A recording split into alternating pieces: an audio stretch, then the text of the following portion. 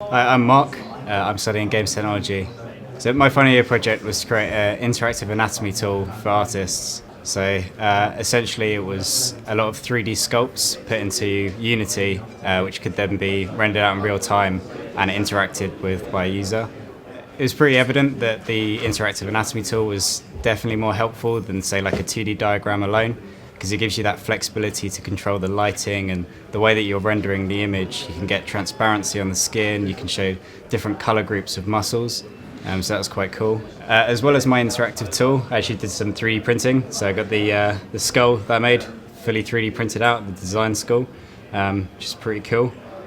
So for my dissertation, I wrote a lot about how people learn, particularly how creative people learn, and the influence that visual aids have on somebody's ability to take in information, which was really interesting for me actually. As a creative learner myself, I found out the best ways for me to be learning and how these interactive tools can really help children and artists in the future to learn differently.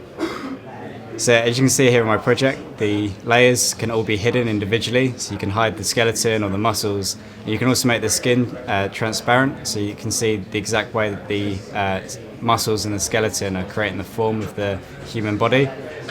You can also change the color groups of the muscles to see how they work together and change the lighting settings to render exactly how you like.